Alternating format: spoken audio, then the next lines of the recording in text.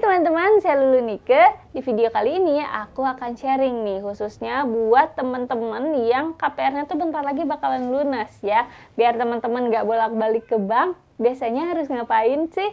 Saksikan yuk semuanya hanya ada di Cerita Bunda.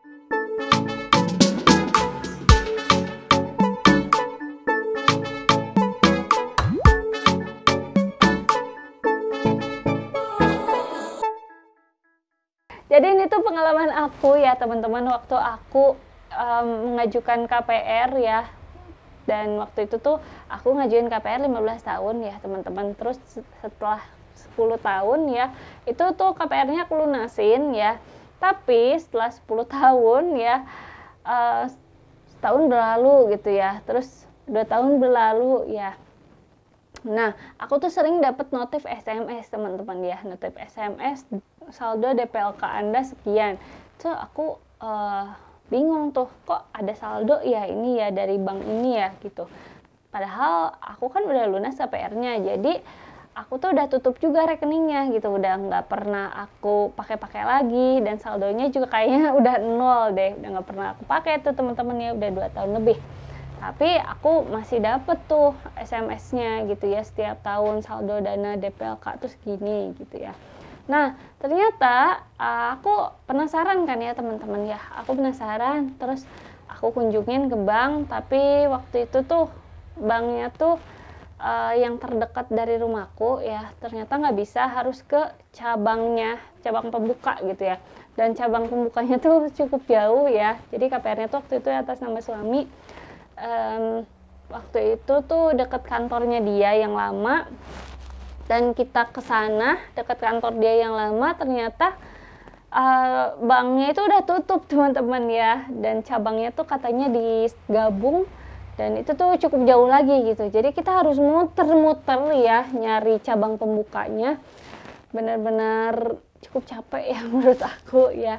Sampai suami aku waktu itu tuh ngajuin cuti, kita muter-muter sampai banknya, kita tanya, terus CS-nya tuh katanya nggak tahu ya, emang ikutan dana DPLK katanya gitu. Kalau ada dana DPLK tabungannya mana, kartunya mana katanya gitu. Aku bilang waktu itu nggak dapet kita gitu, sama sekali nggak dapet, kartunya nggak dapet gitu, tabungannya apalagi ya kita nggak dapet sama sekali. Terus kalau nggak dapet berarti nggak ada katanya gitu.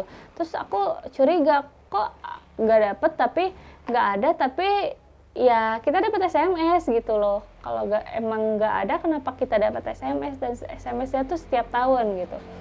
Terus setelah itu aku minta tolong lagi nih, aku masih penasaran. Jadi daripada aku bolak-balik dengan tangan hampa, aku minta tolong ke pimpinannya ya. Aku pengen ketemu sama pimpinannya, dan akhirnya aku ketemu sama pimpinannya. Terus aku pengen minta mutasi rekening koran gitu ya, rekening koran dari KPR aku yang sebelumnya gitu ya, yang udah 2 tahun lalu.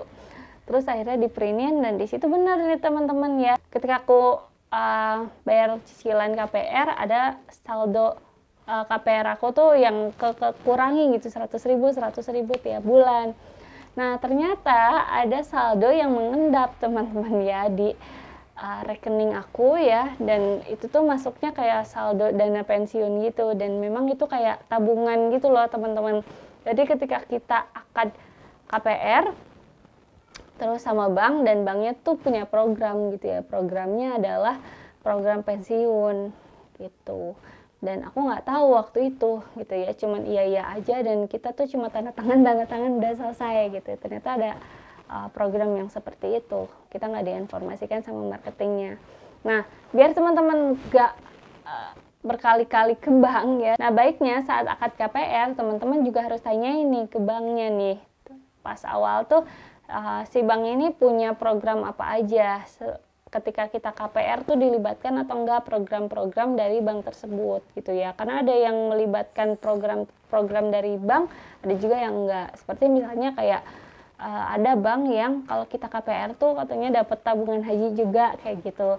Itu harus teman-teman cek kembali ya teman-teman. Jadi ketika teman-teman KPR-nya udah lunas, teman-teman bisa langsung klaim gitu teman-teman. Nah, selain itu biasanya ada juga teman-teman saldo rekening 1 kali cicilan ya. yang di hold saat akad KPR ya. Itu juga harus teman-teman cek ya teman-teman saat pelunasan KPR. Jadi kan kita ketika akad biasanya saldonya di hold nih 1 kali cicilan. Misalnya cicilannya 3 juta sebulan. Nah, saldo itu biasanya ada yang di hold juga nih sebanyak 3 juta rupiah di rekening teman-teman. Ketika teman-teman udah lunas ya, teman-teman bisa minta langsung di unhold aja ya di rekening teman-teman saldonya, biar teman-teman tuh bisa pakai gitu ya teman-teman. Dan biasanya nih yang terakhir adalah asuransi ya teman-teman ya. Nah biasanya kalau misalnya teman-teman nih pelunasannya tuh lebih cepat, teman-teman misalnya ngambil KPR 20 tahun, terus ternyata teman-teman ada rezeki 3 tahun atau 4 tahun KPR-nya tuh sudah lunas ya, teman-teman bisa melakukan pencairan saldo asuransi saat pelunasannya itu lebih cepat gitu. Dan ini tuh jarang banget ya pihak bank menginfokan gitu ya.